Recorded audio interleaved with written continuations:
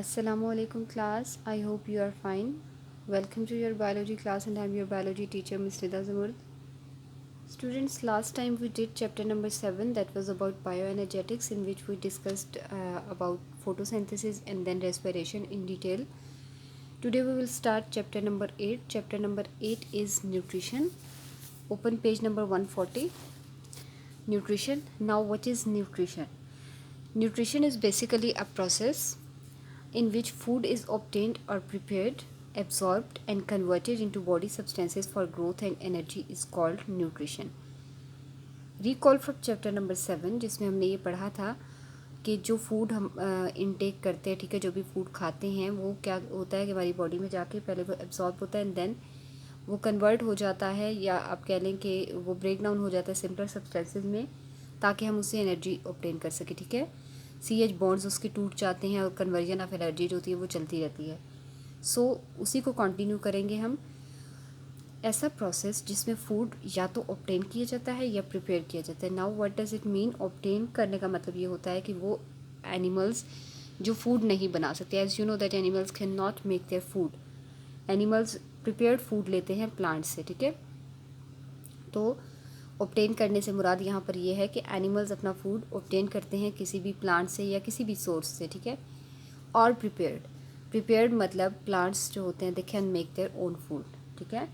So the process in which food is obtained और prepared, या तो फूड प्रिपेयर की जाती है या प्रिपेयर फूड इनटेक की जाती है, एब्जॉर्ब, ठीक है, देन उसको एब्जॉर्ब किया जाता है and then it is converted into body substances for growth and energy is called nutrition. So what is nutrition? The whole process, ठीक है, पूरा प्रोसेस लाइक फूड ऑब्टेनिंग से लेकर उस फूड की utilization inside our body for growth and energy, उस whole process को हम क्या कहते हैं? न्यूट्रिशन, ठीक है। क्या होती है न्यूट्रिशन? फूड ऑब्टेन की जाती है, then it is absorbed in our body, then it is broken down into smaller substances and then it is utilized for growth and energy. That process is known as nutrition. Nutrients are the elements and compounds that an organism obtains and uses for energy or for the synthesis of new materials. Nutrients क्या होते हैं? Nutrients हमारे food के वो elements होते हैं या compounds होते हैं जो कि एक ऑर्गेनिज्म एनर्जी के लिए यूज़ करता है, या आप कह लें कि न्यू मटेरियल्स की सिंथेसिस के लिए यूज़ करता है, ठीक है। यानी कि जैसे ग्रोथ है, ग्रोथ के लिए डिफरेंट न्यूट्रिएंट्स रिक्वायर्ड होते हैं, प्रोटीन चाहिए होती है, इसी तरह से हेल्दी बॉडी के लिए, हेल्दी बोन्स के लिए कैल्शियम रिक्वायर्ड होता है। So these all are nutrients, वो एलिमेंट्स या वो कंपाउंड जो कि एक ऑर्गेनिज्म अपने फूड के थ्रू लेता है एंड देन उनको एनर्जी हासिल करने के लिए या न्यू मटेरियल्स की सिंथेसिस के लिए यूज़ करता है। We know that the autotrophic organisms obtain water, carbon dioxide and minerals from their environment and prepare their food which is then used for growth and energy. Autotrophic वो organisms जो अपना food खुद बना सकते हैं, for example plants, ठीक है। Autotrophic organisms क्या करते हैं? वो एनवायरनमेंट से वाटर, कार्बन डाइऑक्साइड और मिनरल्स ऑब्टेन करते हैं और अपना फूड खुद बनाते हैं, then that food is used for their growth and energy. On the other hand, heterotrophic organisms obtain their food from other organisms and use it for growth and energy, ठीक है। On the basis of preparation of food, there are two types of organisms, autotrophic and heterotrophic. Autotrophic organisms are those which can make their food.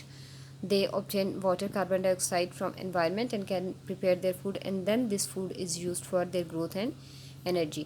जबकि heterotrophic organisms वो organisms होते हैं which cannot make their own food. They obtain their food from other organisms and then use it for growth and energy.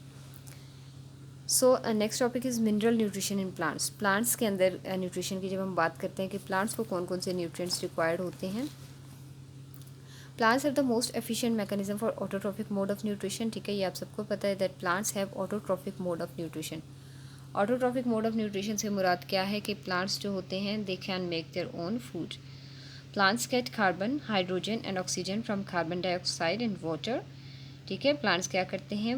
Carbon dioxide और water से कौन कौन से nutrients, कौन कौन से एलिमेंट्स मिलते हैं प्लांट्स को? कार्बन, हाइड्रोजन एंड ऑक्सीजन, ठीक है। कार्बन डाइऑक्साइड और वाटर से क्या मिलता है प्लांट्स को? Carbon, hydrogen and oxygen. In addition to these elements, इन एलिमेंट्स के साथ साथ प्लांट्स को डिफरेंट मिनरल एलिमेंट्स भी रिक्वायर्ड होते हैं डिफरेंट एक्टिविटीज़ के लिए। Nutrients are of two types. The nutrients which are required in large quantities are called macronutrients, ठीक है। For example carbon, hydrogen, oxygen, nitrogen, magnesium, potassium. क्या होते हैं मैक्रोन्यूट्रिएंट्स? वो न्यूट्रिएंट्स जो कि लार्जर क्वांटिटीज़ में रिक्वायर्ड होते हैं, they are known as macronutrients. Macro means large, जैसे माइक्रो का मतलब होता है ना small, macro means large. So macronutrients are those nutrients which are required in large quantities, ठीक है, लार्ज क्वांटिटीज़ में चाहिए होते हैं। एग्जांपल्स हमारे पास है carbon, hydrogen, oxygen, nitrogen, magnesium and potassium. Similarly वो न्यूट्रिएंट्स जो स्मॉल क्वांटिटीज़ में रिक्वायर्ड होते हैं उनको हम कहते हैं micro nutrients. For example iron, molybdenum, boron, chlorine, zinc. If any of these nutrients is not available to plant, they show abnormalities and do not grow normally, ठीक है। Although they are micronutrients, they are required in smaller quantities, but still they are required. अगर इनमें से कोई भी nutrient proper available नहीं है plant को प्रॉपर क्वांटिटी में, then plants will show abnormalities and they will not grow normally.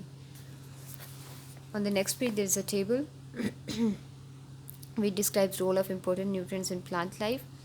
Macronutrients and micronutrients. Macronutrients कौन कौन से हैं और उनका प्लांट की लाइफ में क्या रोल है? Phosphorus, that is component of ATP. ये आपको यहाँ पे पी नज़र भी आ रहा है, एडिनोसिन ट्राइफॉस्फेट, ठीक है। एटीपी का कंपोनेंट होता है फॉस्फोरस। न्यूक्लिक एसिड यानी कि डीएनए और प्रोटीन्स का कंपोनेंट होता है। एंड कोएंजाइम्स, ठीक है, और बहुत सारे कोएंजाइम्स का भी। कोएंजाइम्स क्या होते हैं? वो एलिमेंट्स जो एंजाइम्स की फंक्शनिंग में उसकी हेल्प करते हैं, ठीक है। So phosphorus is a component of ATP, nucleic acid and coenzymes. It is also necessary for seed germination, photosynthesis, protein formation, ठीक है। सीड जर्मिनेशन किसको कहते हैं? जब किसी भी प्लांट की सीड को फेवरेबल कंडीशंस मिलती हैं and it starts growing into a new plant, that is known as seed germination. तो सीड जर्मिनेशन के लिए फॉस्फोरस रिक्वायर्ड होता है, फोटोसिंथेसिस के लिए और प्रोटीन फॉर्मेशन के लिए। Next nutrient is potassium. It regulates the opening and closing of the stomata, reduces water loss from the leaves, ठीक है। ये क्या करता है? स्टोमेटा जो कि टाइनी ओपनिंग्स होती हैं on the other side of leaves, through which plants exchange gases with their environment and through which water releases from the plant surface, ठीक है। स्टोमेटा के बारे में आपको पता है। तो ये क्या करते हैं? स्टोमेटा की ओपनिंग और क्लोजिंग को रेगुलेट करते हैं, यानी कि ये डिसाइड करते हैं कि किस टाइम पर स्टोमेटा ने ओपन होना और किस टाइम पे क्लोज होना, और and in this way they reduce water loss from the leaves, ठीक है। इस तरह से क्या होता है कि जो पत्तों से पानी का जो लॉस होना होता है ये उसको रिड्यूस करते हैं ताकि प्लांट में डिहाइड्रेशन ना हो। Then sulphur, it is component of proteins, vitamins and enzymes. Calcium, ये डिफरेंट एंजाइम्स को एक्टिवेट करता है। It is a structural component of cell wall and then it influences water movement in cells. That was about macronutrients. अब बात करेंगे micronutrients की, यानी कि वो न्यूट्रिएंट जो स्मॉलर क्वांटिटीज़ में रिक्वायर्ड होते हैं। First of all iron, necessary for photosynthesis, activates many enzyme, ठीक है। ये भी हम प्लांट्स के पॉइंट ऑफ व्यू से बात कर रहे हैं। आयरन प्लांट्स को चाहिए होता है फोटोसिंथेसिस के लिए और ये बहुत सारे एंजाइम्स को एक्टिवेट करता है। Molybdenum, it is component of the enzyme that reduces nitrates to ammonia, important in building amino acid. एक तो मोलिब्डेनम जो है वो प्रोटीन्स का कंपोनेंट है, ठीक है, important in building amino acids, and you know proteins are made up of amino acids. Secondly ये उन एंजाइम्स का कंपोनेंट है जो कि नाइट्रेट्स की रिडक्शन करते हैं अमोनिया में, नाइट्रेट्स को अमोनिया में कन्वर्ट करते हैं। Then boron, it is important in sugar transport, cell division and synthesising certain enzymes. Plants के अंदर शुगर ट्रांसपोर्ट यानी कि जो फूड बनती है और फूड जब ट्रांसपोर्ट होती है throughout the plants body, boron helps in that. It also helps in cell division and synthesizing certain enzymes. Copper, it is component of several enzymes. Manganese, involved in enzyme activity for photosynthesis, respiration and nitrogen metabolism. यानी वो enzyme जो photosynthesis, respiration और nitrogen metabolism में involve होते हैं, manganese उनकी activity को increase करता है। Zinc, required in a large number of enzymes. Chlorine, involved in osmosis of water, and as you know what is osmosis? Movement of water molecule from an area of higher concentration to area of lower concentration. Nickel, it is required in nitrogen metabolism. Okay, then role of nitrogen and magnesium. Plants की life में nitrogen और magnesium का क्या role है? Plants get nitrogen in the form of nitrates. Nitrogen is a major component of proteins, hormones, chlorophyll, vitamins and enzymes essential for plant life. Plants जो होते हैं वो कभी भी डायरेक्ट गैशियस नाइट्रोजन को यूज़ नहीं कर सकते। They get nitrogen in the form of nitrates nitrogen का फंक्शन क्या है? ये मेजर कंपोनेंट है बहुत सारी प्रोटीन्स, हार्मोन्स, क्लोरोफिल, विटामिन्स और एंजाइम्स का, ठीक है। So that's why it is very essential for plant. Nitrogen metabolism is a major factor in stem and leaf growth. Stem और लीफ की जब ग्रोथ होती है at that time nitrogen metabolism बहुत क्रूशियल रोल प्ले करता है। Too much nitrogen can delay flowering and fruiting. अगर plants को नाइट्रोजन बहुत ज़्यादा अमाउंट में मिल जाए, students, each nutrient is required in a balanced quantity. If plants have too much nitrogen, what will happen? It will delay flowering and fruiting. उस plant के ऊपर flowering और फ्रूटिंग देर से होगी, यानी कि फूल भी देर से बनेंगे और फ्रूट्स भी देर से डेवलप होंगे उस प्लांट के ऊपर। ये तो बात होगी एक्सेस ऑफ नाइट्रोजन। अब अगर डेफिशिएंसी हो जाए नाइट्रोजन की, ठीक है, कमी हो जाए, तो क्या होगा? Deficiency of nitrogen can reduce yield. Yield कहते हैं प्रोडक्शन को, ठीक है, यानी कि किसी प्लांट की हम बात करें, उसके फ्रूट को ले लेते हैं, तो उसके फ्रूट की प्रोडक्शन कम हो जाएगी। Cause yellowing of the leaves and stunt growth. Growth रुक जाती है और लीव्स येलो हो जाते हैं, किस केस में? Deficiency of nitrogen. So nitrogen क्यों इम्पॉर्टेंट है? Nitrogen is a component of many proteins, hormones, chlorophylls, vitamins and enzymes. अगर नाइट्रोजन की कमी होगी तो प्लांट पे क्या इफेक्ट पड़ेगा? प्रोडक्शन कम हो जाएगी, लीव्स येलो हो जाएंगे और ग्रोथ स्टंट हो जाएगी, रुक जाएगी। और अगर एक्सेसिव नाइट्रोजन होगी तो वो भी अच्छा नहीं है, उससे क्या होगा? फ्लावरिंग और फ्रूटिंग डिले हो जाती है। Then magnesium. Magnesium is a structural component of chlorophyll, ठीक है। क्लोरोफिल आपको पता है कि ग्रीन कलर का पिगमेंट होता है which traps sunlight for photosynthesis. So magnesium उसका कंपोनेंट है, ठीक है। It is also necessary for the functioning of enzymes to produce carbohydrates, sugars and fats. इसके साथ साथ ये डिफरेंट एंजाइम्स की एक्टिविटी को तेज़ करता है। वो एंजाइम जो कार्बोहाइड्रेट, शुगर, फैट्स प्रोड्यूस करते हैं। It is used for fruit and nut formation and essential for germination of seed.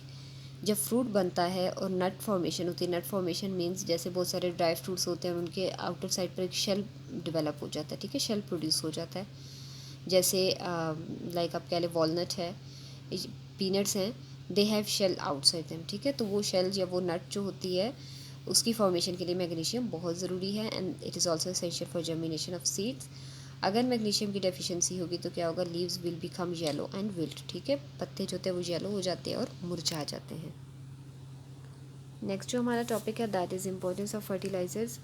As humans cultivated plants, it was learned that addition of certain materials to soil sometimes results in plants with desirable characteristics. For example, more fruit, faster growth, more attractive flowers. Such materials were named as fertilizers. Fertilizers are broadly classified as organic or inorganic. What are fertilizers? Fertilizers basically वो materials होते हैं जो कि हम ज़मीन में add करते हैं डिफरेंट प्लांट्स के अंदर डिज़ायरेबल कैरेक्टरिस्टिक्स लाने के लिए, ठीक है। कौन से कैरेक्टरिस्टिक्स? फॉर एग्जांपल हम कोई ऐसा प्लांट ग्रो करवा रहे हैं, वी वांट मोर फ्रूट, ठीक है, हम चाहते हैं हमें फ्रूट ज़्यादा मिले, ग्रोथ फास्टर हो, या फ्लावर्स जो होते हैं they are more attractive. So for that purpose sometimes nutrients जो होते हैं, वैसे तो मोस्टली न्यूट्रिएंट्स ज़मीन के अंदर मौजूद होते हैं, but sometimes nutrients are added in the soil. ऐसे न्यूट्रिएंट्स को हम कहते हैं fertilisers. Fertilisers are of two types, organic and inorganic fertilisers. Naturally occurring inorganic fertilizers include rock phosphate, elemental sulfur, and gypsum. These are not chemically modified. If nitrogen is the main element, they are called nitrogen fertilizers. Most inorganic fertilizers dissolve readily in water and are immediately available to plants for uptake. जो naturally occurring inorganic fertilisers हैं nature में मौजूद हैं already, उनमें examples हमारे पास है rock phosphate, elemental sulphur और जिप्सम। इनके अंदर कोई केमिकली मॉडिफिकेशन नहीं की गई होती, यानी कि कोई केमिकल इनके अंदर चेंज करके इन्हें चेंज नहीं किया गया होता, ठीक है। अगर तो इन फर्टिलाइजर्स का मेन एलिमेंट हो nitrogen, so then they are known as nitrogen fertilisers. होता क्या है कि they are dissolve in water, ठीक है, जैसे ये ज़मीन में ऐड की जाती हैं पानी में फ़ौरन से ये डिज़ोल्व हो जाती हैं और immediately they are available to plants. Plants इन्हें फ़ौरन ही उस पानी के साथ अपटेक कर लेते हैं। सेकंड जो होती है organic fertiliser, these are man made fertilisers. ये प्लांट्स और एनिमल मटेरियल से बनाई जाती हैं। That's why they are more complex and take time to be broken down into form usable by plants. इसलिए जब इनको ज़मीन में डाला जाता है तो दे नीड टाइम, ये फ़ौरन से प्लांट्स को अवेलेबल नहीं होती। First they are broken down and then they are dissolve in water. Example हमारे पास है मैन्योर एंड कंपोस्ट, ये बेसिकली एनिमल वेस्ट को कहा जाता है। सो एनिमल वेस्ट और प्लांट वेस्ट होते हैं, these are used as organic fertilisers. They can also increase soil drainage, aeration and the ability of the soil to hold nutrients. अच्छा, fertilisers ना सिर्फ प्लांट्स को न्यूट्रिएंट्स प्रोवाइड करते हैं बल्कि वो उसके साथ साथ ज़मीन की जो ड्रेनेज है उसको भी इम्प्रूव करते हैं, इरेशन यानी कि उसमें से जो हवा का गुजर होता है उसको भी इम्प्रूव करते हैं, एंड ज़मीन की जो एबिलिटी होती है न्यूट्रिएंट्स को होल्ड करने की, ये उसको भी इंक्रीज़ करते हैं ताकि ज़मीन ज़्यादा से ज़्यादा न्यूट्रिएंट्स को होल्ड कर सके। But there are some drawbacks of using fertilisers, environmental hazards related to fertilizer use. The massive quantities of inorganic fertilizers affect the soil nutrient holding capacity.